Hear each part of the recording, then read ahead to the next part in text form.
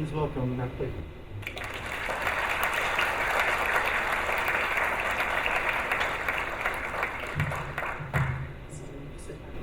Thank you very much. I haven't done anything like this in a minute. I'm entirely sure what Keynote entails, but you have to talk into this mic more. I'm going to talk into the mic very closely. I'm going to talk a little bit about a game I made last year, but also about some self-indulgent examination of design processes I've been forming over the last 10 years. Hopefully that sounds fun for the next 40 minutes or so. Oh, that went fast. So yeah, hi, I'm Nat Clayton. I'm a level designer based in Edinburgh, Scotland. In the past, I've been a would-be experimental indie darling, a recovering games journalist of 5 years. I've also been a QA tester in AAA games, a pancake flipper, a bamboo farmer, and twice a sled dog trainer at the top of Scandinavia. I'm currently a level designer with Bithell, which is a small sort of UK studio on some extremely NDA stuff, which is very fun to not talk about. I just came off working with the lovely folks at Inkle on the musical exploration game A Highland Song, which was, up for a bunch of IGFs this year and seems to have gotten a response that folks think it's quite good. There are also folks you may think, so if you're sitting here at a narrative games conference, you've probably heard of it.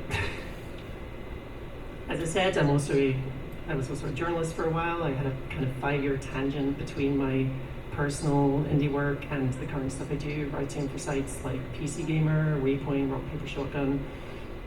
I crashed out of that in 2022 to return to game development after having a bit of an existential crisis about what I was doing with my life, but not before writing an essay on Bloodborne's frightening similarity to my hometown in a really sick little Tune and Fairweather compilation called Blood Echoes. And while I'm going to talk a bunch about some of my smaller, more experimental stuff in a minute, the biggest one was probably Can Androids Pray, which is also nicely not relevant to anything I'm talking about for the rest of this talk. And it was a game I made in 2019 with Priscilla Snow and Sylvia Nelson Jr., who has since gone on to become the most powerful man in video games. So I was approached by Justin at GDC back in March he asked me, hey, do you want to keynote a thing called NarraScope? And I was kind of confused, mostly because it was warm and I was jet lagged, but also because I'm a level designer by trade. I've messed with some written stuff, but I make cubes smushed together nicely for my job. I haven't written any sort of fictive writing in a long time. I was like, what am I going to talk about a keynote for a NarraScope? And then I remembered something very important, which is that level design kind of is a form of storytelling. Spaces are stories, that's the whole point of it. And more importantly, storytelling through the construction of spaces has been my entire thing for as long as I've been making games. Level design is narrative, spaces are narrative, architecture is narrative, landscapes are narrative. Anything that pushes the mood and story of a world and the people within it is narrative. That's what A Highland Song was to me. It's a game made by a studio that makes very prosy and winding and characterful stories. And together, I joined them to make a game where 90% of the dialogue is the quiet howl of a Caledonian wind. It is a marriage of intimate writing and experiential level and world design. And I am going to talk more on that later. But before I do that, I kind of need to build some grounding on where I'm coming from. So when I talk about spaces as narratives, that's like architecture 101. Spatial design is as much about form as it is function. Buildings have always been designed with the aesthetic sensibilities of the people and cultures that made them. Structure and decorative elements reflecting the tastes and politics of the times. A really obvious way to think about it is the way that religious buildings and churches and cathedrals are meant to literally evoke this sense of the divine. You're supposed to be overwhelmed by a supernatural presence to feel a part of something bigger than the human. But what defines that sense of divinity often varies from place to place. You know, I live in Edinburgh, I live in a city that's full of like old, kind of Gothic, Baroque spires. But when I was on a work trip with PC Gamer to Reykjavik 3 years ago, I found that their vision of the divine was less these esoteric spires and more this monolithic block just emerging from the barren volcanic rock. When we look at the crumbling tower blocks of 60s Britain, or more ambitious brutalist projects like the Barbican here, or the National Theatre, we see a kind of arguably whiffed attempt at breaking away from that old world. We see a kind of absurd vision of what a people at a time thought the future would look like through architecture. We see that married with a perhaps well-meaning mindset of cultural consciousness, of public works, of the desire to have these public works seem impressive. This is the form giving us insight into the values of the people who made it. But it's not just the materials or the form that things are made of. Architects design the ways a visitor inhabits and explores a space through traversal, through movement. There's a wing in the National Gallery of Scotland that I visit often when I just need to take a walk through town, that has this real kind of Quake-like vibe to its construction. Not just because it's this kind of flat, minimalist, concrete building, but because it invites a kind of prodding through labyrinthine wings of like poking your head in through little back corridors and little alleyways. It's just that instead of finding the silver key to unlock the minigun, you're trying to find the stairwell that'll take you to the ground floor where there are some weird prehistoric Palazzi sculptures. Games tell stories through how they frame and present their world, as much as they do through the immediate layout of construction of their space. I always loved Half-Life 2's hours-long road trips that sell us on the scale of an alien invasion by giving us these vast tracts of highways or canal between, you know, regular first-person combat encounters. I always loved the way that Elden Ring's world maps start so small. You get this, basically the field of Limgrave, but it slowly unfolds with every step taken. You unlock different layers of the map. You unlock entire new continents that weren't even suggested at earlier, so giving you the true scale of the adventure that you're having, giving you a real sense of progression and like an arc to your journey. Some games I wanted to poke on before I get to mine are like, I've always thought about Blender games as these obsessively tight, constructed spaces, rigid and small in ways that force you to engage with the breakneck pacing of their narratives. Games like Gravity Bone and 30 Flights are short, punchy, and make heavy use of cinematic editing techniques like jump cuts to keep you from straying too far from the story being told. On the complete other side of that, Connor Sherlock's walking simulators are these hugely inspiring spaces to my works because they are completely contextless. They are just painting feelings of immense dread, anxiety, awe, wonder, and confusion with little more than just unity terrain planes and loose scatterings of props, overwhelming in their scale and absolutely dripping with vibes. Dreamfield's Curtain was foundational to my earliest works because it's a storytelling space that takes place entirely in one Glasgow flat, a flat that collapses in on itself through recursion and is told through these discomforting, low-res and harsh palettes. You generate this increasing hostility with the space. And this is a kind of mood through spatial construction and tone and colors that I immediately started looking at when I began making my own games. I wanted to bring up these real world and digital influences because they do give a framework for how my past work intersects narrative and spatial design. If my work has a through line, and I often go back and forth on whether it does, then it is about the power of level design to prompt reflection and introspection, to use external space to quietly prompt and provoke. Androids doesn't really have any of that, annoyingly, because it is a stage play, but everything else in my weird collection of mostly unfinished works does have this central core of exploring how space can influence mood and storytelling. The very first one was me very explicitly riffing on things like Curtain and 30 Flights. It was a student project that was very anecdotal. It was my first queer game thing about experiencing the British healthcare system. But it took notes from Curtain and 30 Flights because it uses different palettes and repeated spaces remixed in different ways to try and really push different kinds of tones and emotions. And while I find it kind of hard and a bit overly blunt to go back to, it does form this strong first statement of the things I want to explore with level design. I did a few more experiments in this kind of vein, often unreleased experiments in spatial storytelling. A lot of these remained in this liminal palette space I was exploring at the time, but I was also doing early experiments in the now ubiquitous haunted PS1 space.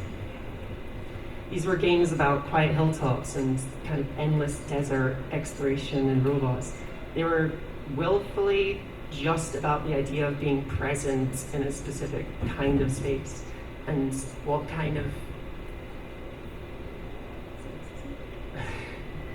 what that space can say to a person. I was pushing into, this was the kind of direction I wanted to push into my solo development, but this was also a time where I was trying to fund this stuff solely through Patreon, and it was making about $12 a month for it. It was not ultimately sustainable. But what really kicked this ethos of spatial design through storytelling through spatial design was the release of Adam Ladou's Bitsy in the late 2010s. Bitsy, if you haven't heard about it, and I know that there's some interesting talks in it later on this weekend, it's a very basic web tool for making games. You get a 16 by 16 grid and you can fill it with 8 by 8 sprites and tiles. And you only really have two verbs. You can walk and you can talk. You can play around with items and variable-driven conversations, but especially in the earliest days of Bitsy, they're about just exploring a new space and being told what the deal was with it.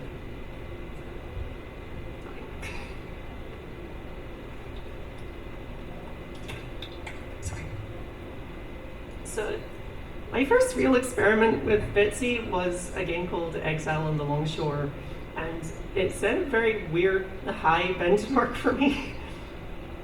But in short, Exile was taking a lot of what I've been working with early on. It was big deserts, it was Blendo-style jump cuts, it was huge storytelling built on different palettes and mood phases. I released this at the end of a weekday. I took the bus home, and by the time I got back, I found that there was a Cameron Kunzelman write-up on Waypoint talking about it, which was kind of wild to me to see someone stumble across their game and describe it in really was able to give words to things that I hadn't quite given words to. As Kunzelman wrote, "This is the power of the small, sparse, graphically simple game. It can give you a whole world and you remain unsure about what you've been given. It evokes, but it does not deliver, and that leaves the best parts up to the imagination." That paragraph really did sort of open up the entire possibility space for how I wanted to explore spatial storytelling, especially with tools that only really allow for very simple and abstract prose. I made a few other things with Bitsy over the following year. I explored different ideas of how to remix the core verbs into different takes on different stories. Optional Boss was formed from a history of just playing MMOs, and it feels you as a kind of generic NPC in a World of Warcraft style dungeon, finding ways to break the simulation or succumb to the player character's inevitable grind. Savage Crew, meanwhile, was like an abandoned mech interface, so you're playing as a cursor on a screen and you would explore different map views or different logbooks, treating interfaces as worlds and letting you poke and prod through them to piece together this non-linear story. The greater Bitsy community eventually ran away from me with increasingly complex hacks and modifications, adding more ways to break the tool and implement new mechanics, denser conversations, even adding an entire Z-axis with things like Bitsy 3, which looks cool as shit, and I'm gonna get around to it at some point, but I do kind of miss the simplicity of some of those earliest Bitsys. The last thing I released as a solo dev before I fell into journalism for 5 years and before I started really getting into the swing of game development as a career more recently was a thing called 830 Norwhere. It is just a landscape. It is pure space. It is a Unity terrain plane with some basic reused props from past projects, and it's a couple of text nodes scattered around. It is very much, I'm trying to riff on a corner Sherlock walking simulator. And yet, the response to this was really high, in part, I think, because people did like seeing something that was so conspicuously unfinished, but also because spaces do hit people very directly. They do give people an immediate response. 830 is kind of one-to-one in scale. It takes a full 20 minutes to walk to the hillside in the horizon.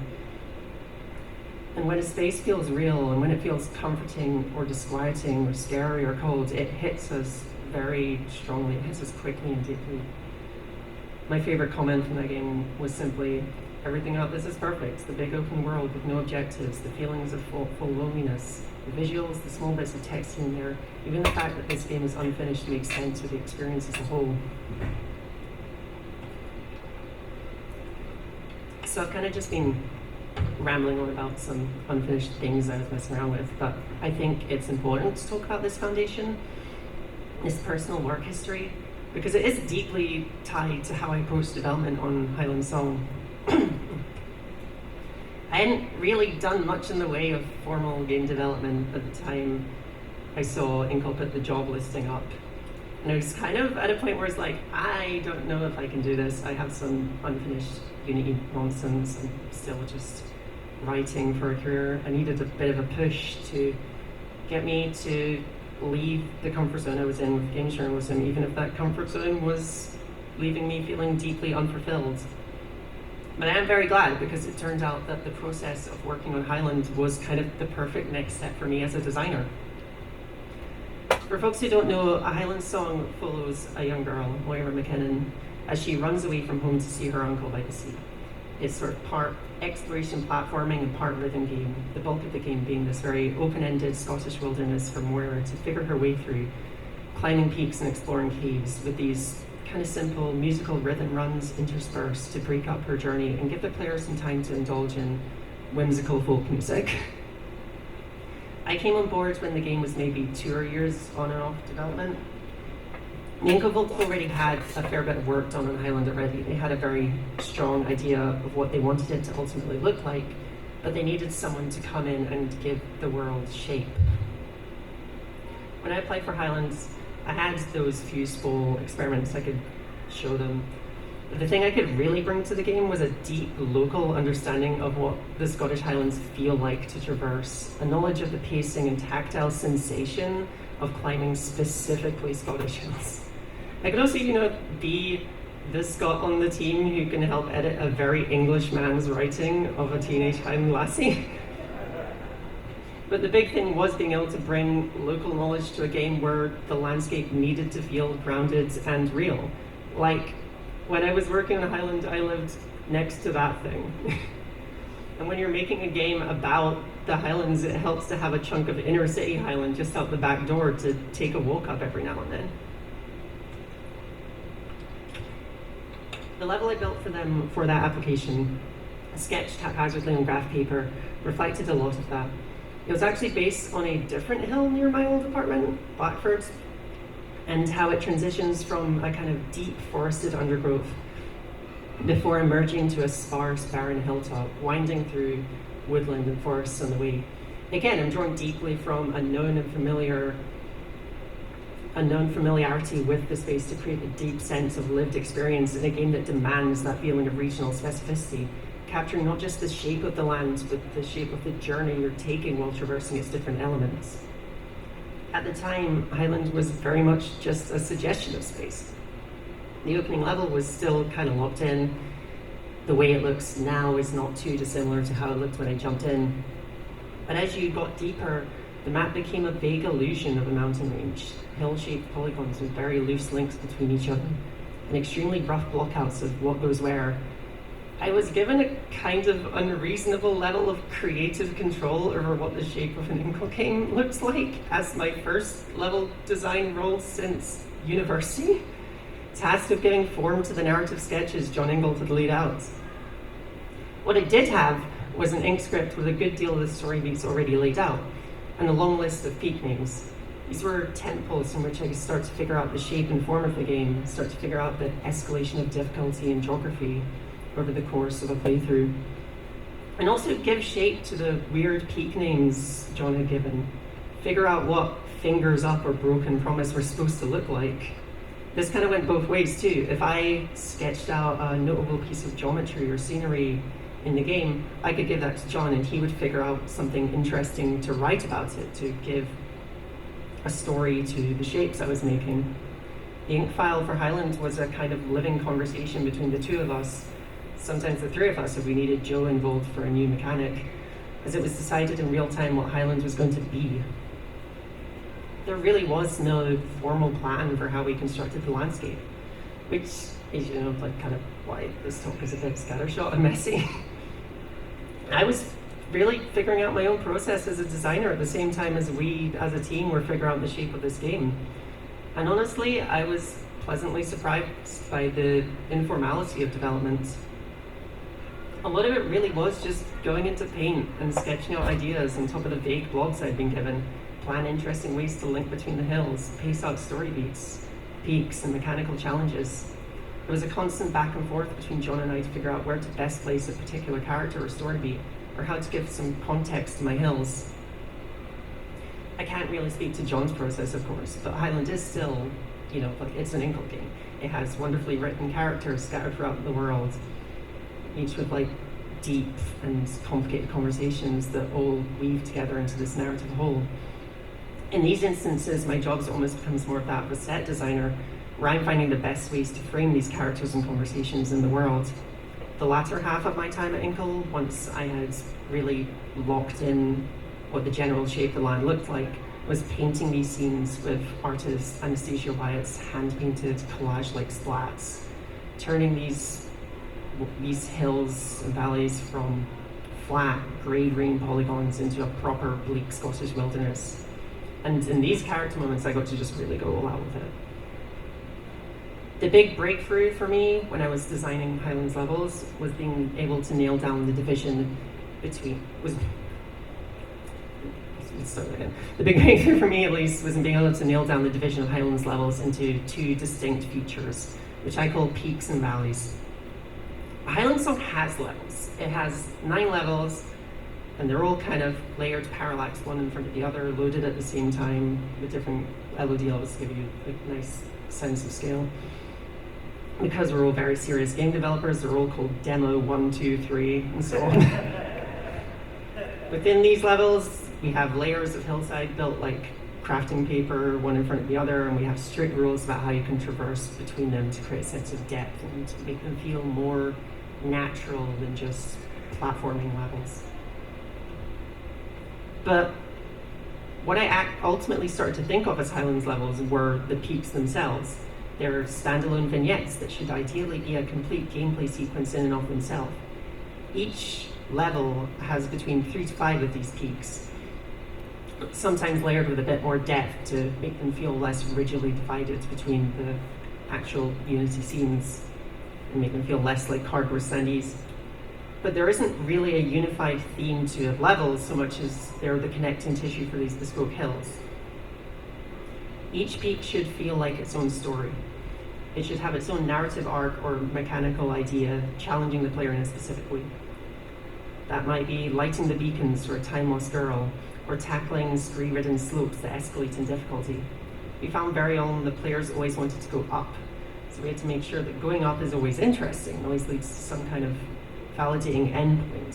When you reach a hit peak, you should feel a sense of real satisfaction that you've closed out a story or bested a challenge, and it should feel like a natural moment to transition into what comes next. What we do when you reach a peak, though, is you need somewhere to go. And that's where I started the idea of thinking about valleys. These are generally where I started tying in Highlands rhythm elements, these huge music runs scored with some folksy tunes by the Scottish bands Talisk and Fourth Moon. These are fairly simple as rhythm games go. This isn't like Osu or DDR. It's one-button sequences where Moira sprints across procedurally generated rocks and fields. and can, I think she gets a little soundableness if you perfect them, but there's really no pressure to be perfect. But that simplicity helps. We're not trying to be big or challenging. In this case, they help me cap off a long climb or a emotional story with moments of levity. They let you wrap up a climb with a downhill victory lap. There's a hill late in the game that's been looming over you since the start. And when you climb it and get to the top, you get a full 3-minute long music run as like a reward for besting this monster of a mountain. These also really helped me lend a sense of grounded realism in scale to the entirety of Highland. Highland's hills aren't one-to-one hill-sized, but they are meant to feel hill-sized. Music runs let me really space out the hills and mountains with long stretches that were really quick to build and quicker to traverse, that lend a sense of weight to the landscape overall. That scale is so important because Highland really did need to feel like a venture into the vast unknown. Its hills aren't based on real Scottish hills, and as such I tried to pull in an entire range of biomes and landscapes. The fields and flatter hills at the central belt, imposing cliffs from the coasts, peaks and forests from places like the Cairngorms and the Lochs. As you progress through the game, more and more hints of magical realism start to bleed in, and the landscape gets a little more detached. But even at the height of winter, the real Highlands rarely get as alpine and glacial as some of our later game peaks. But there is a distinct there is a distinct shape and look to Scottish hills, and Highlands always had to play within that space if it was going to work. The Highlands get more treacherous as you press through them in the game, but they also smooth out as you drive towards the ultimate end. Mortimer's progression through the hills needs to be a narrative arc in and of itself. The first escape from your mother's wee cottage, the carefully exploration of early caves and fields, the mounting drama as you approach the tallest peaks, the foliage turning more autumnal and fading fully into winter before giving out in one final downhill reprieve as you approach the grand finale at the lighthouse. As a little bit of an addendum, because I was less involved with these systems, Highlands levels are built on layers, and struggled for a while to find interesting ways to get players between those layers.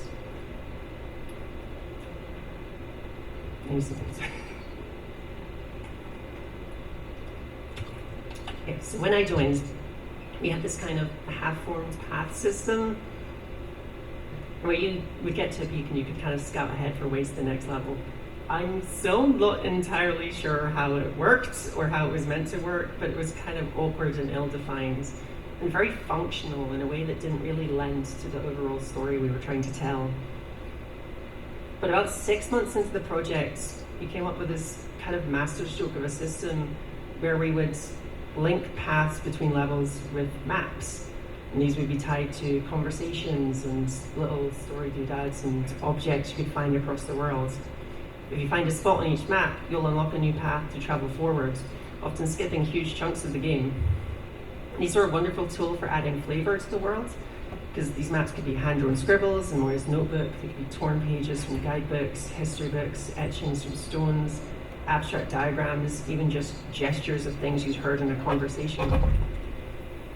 Annie, again, did a killer job of illustrating these, and Joe's underlying systems made sure that they were always receiving a map that was relevant to where you were in the story. Maps also gave the game a bit of replayability because you keep most or all of them, I can't entirely remember which, when you start again, if you try from another game, because ultimately we have a time limit. Moira's goal is to make it to her uncle Hamish by Beltane, which is sort of the summer solstice. And if you don't make it by then, you have all these little tricks to get you there the next time.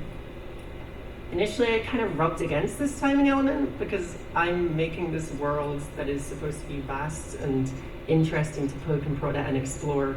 And when I heard that the intended way to engage with it was to burn through it as quickly as possible, that was a little weird. But in practice, it does kind of help to have that little nudge to force your feet forwards, to drive exploration into the hidden corners of the countryside and find new paths forward, to solve little mysteries and increase the web of connections Moira can make across the hills. You have 7 days, and 7 days is generous enough that you can still kind of take your time. But if you do miss that target date, there are narrative endings for that are, I think, still kind of satisfying and heartwarming. But you'll be able to start another playthrough, both with these like explicit unlocks, but also the intrinsic knowledge that you've made of how to traverse the world. I could probably go on a bit more to explain every piece of Highland's design in minutiae, to talk about the ways in which we tried to marry story with landscape, with music, with platforming. But the point really is that Highland was this constant collaboration between space and story, fitting the world around John's words, and finding new stories around the worlds I built for them, tied together by Joe's systems, Annie and Paul's art, Flora's animations, and the wonderful voice acting that breathed life into a fantastical but very grounded Highland poem. A Highland Song came out last December, and it hit in a way that was kind of staggering for me. It wasn't like a world-changing success, but my last game was played by maybe like a dozen people. We had glowing reviews from major outlets. We had several IGF nominations, including Grand Prize. And a lot of these really came down to things that Inkle is generally good at, like the writing is fucking stellar, obviously. The soundtrack is beautiful, the game looks gorgeous. But for me, as a level designer, working on an aspect of the game that rarely makes itself known in reviews unless it's conspicuously bad, or working at like Titanfall levels of like transcendently good, there was a real joy to seeing that be an element of the game that people were engaging with. A common through line when I was reading responses to the game was people getting frustrated that they were lost the first time, and then being happy that they were frustrated that they were lost, because it is the point. It is kind of like the sense of the game is that you need to get lost to like find your way eventually. My favorite review was from fellow Scot Lewis Gordon, who wrote for Remap. He was, able to admit that the game does kind of border on the twee and romanticized way that Scotland is often painted in media not made there. He is able to read the ways in which we design the world to sit alongside some very real cultural touchstones. He made the connections with Scottish writer Nan Shepherd's 1940 writings on hill walking as a reflective space, inspired as she was by Zen Buddhist meditations. He's able to link it to the way the game both works with and against the idea of Munro bagging, Munro's being a sort of colloquial word for a specific kind of tall hill in Scotland. It's a cultural activity wherein hikers try to see how many peaks they can bag in one day. And it's kind of a way of asserting dominance over the hills. And this is something you can do in Highland, but it's kind of besides the point ultimately. These hills weren't built to be bested. They were built to invite curiosity and give the player a grounded, expansive wilderness to walk. More than anything though, Highland for me was getting to put 10 years and thousands of loose ideas and spatial design concepts into practice. It fits so naturally for me into a lineage of scraps and throwaway projects I've been mulling over for years, but one that kind of came to fruition in a real way, proof that a landscape can be as much a force for emotion as the people who exist within it. It's an Inkle game, sure, but if I can be a bit selfish for a moment, it also feels very deeply like a Nat Clayton game. Thanks for giving me all this time. Here's where I exist on the internet, and I hope you'll enjoy the rest of your weekend.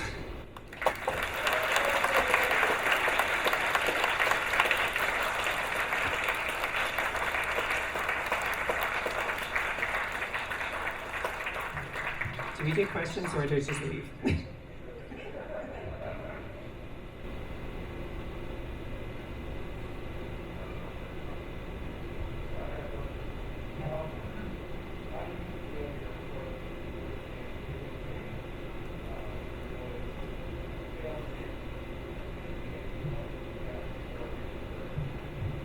So you can die in Highland. But death was a really weird thing to engage with because it's a game that very totally feels like you shouldn't die. But you can, and it just sort of soft resets you. I think if you start making death a mechanical element, you suddenly have to start changing the way you think about the space, because the space has to become more hostile and more challenging and almost, I wouldn't say more artificial, but like you have to change the kinds of landscapes you're creating to make that feel like it fits the tone of the game, right? Like if you're making a game where you can die, it doesn't make sense to have just like soft rolling hills. You want it to be like challenging, like almost more like a Celeste kind of thing. Over there, I think.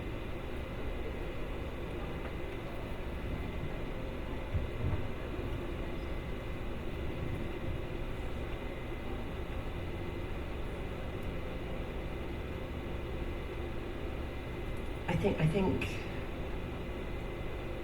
because the game is like a straight shot journey to an end point, you do need kind of the time pressure in a way, and if it's not that, you have to find a pressure elsewhere, and I don't know that there is one that fits as much. It was kind of like a selfish frustration, you know, when you like make something and you know that something else has to be added that is going to make people engage with the stuff you're making slightly less. There.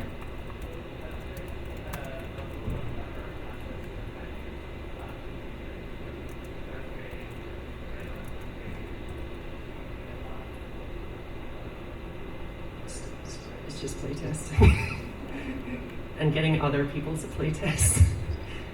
Like we took it to a show in London last year, and that was a very interesting moment for me. Someone who had, like, we'd been playtesting internally, and Inkle is very small. Like it is, the core team is 4 people, and we didn't really have any external playtesters. So you know, it's people who are very familiar with this landscape testing it. So you get a warped view of how easy it is to do reverse, but then you take it in front of a bunch of kids and a bunch of families and a bunch of gamers at a show like WAC, and realize you have made something that is labyrinthine.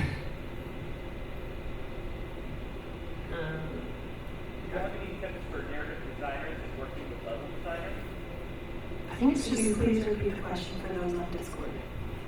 So, do you have any tips for narrative designers? Am I repeating it? Oh, sorry. They're asking about tips for narrative designers working with level designers. I think it's just collaboration, right? Like, it's the same with everything. And like, this is probably, again, bias from working in a team of 4, and even now working in a team of, I think we're like 19, 20 at Bithell. But it is, again, like, you just, you know, you keep working, you keep going, make sure that communication is there to keep having a back and forth on where to best fit story elements within the game world, and to keep communication up and make sure that the game world itself is fitting the story that you're trying to tell. Right at the back. You spoke a bit about how, like, Paint was a design tool for you. What other tooling do you use as a level designer? I used Paint. I'm going to again. I was asking about tools that I use. I like doing things in engine. Is kind of the thing. Like, I like doing all my experimentation stuff in the tool that I'm ultimately going to make a thing with, which is kind of like a broader conversation about the shoddy state of level design tools and modern engines. But I like Paint. I like Paint.net. That's what I was using for most of Highland. But that was really less about outright planning than it was about putting shape to vague ideas. Right at the front.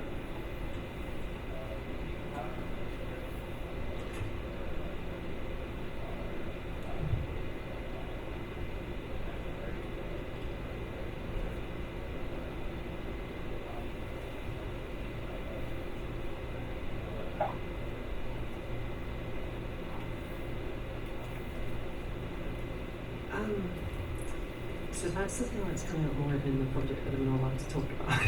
But the idea with Highland really was that, like, there isn't a critical path so much beyond like the very start and the very end of the game. So everything is optional, and that kind of means that you can't be like super precious about everything. But it just does mean that like you want every part to be interesting to at least pass through, which is a kind of like nice way to help you think about like detailing and complexity for me.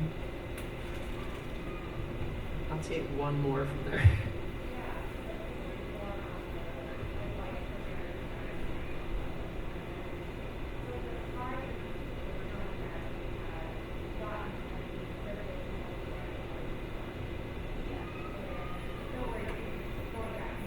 Oh, sorry.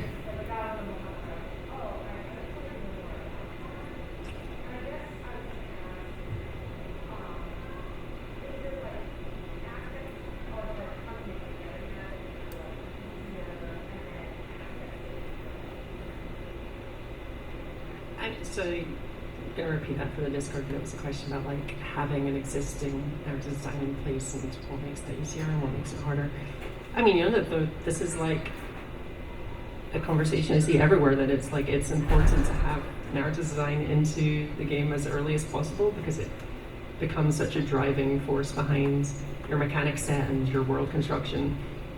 And I was very lucky in that, you know, I came into the project late, so we had a lot of work done. We had like a core ink script going. We had a lot of stuff already there, and you know, because I'm working with Inkle, it's like if I had a question with ink, the guys who wrote the language are on Slack.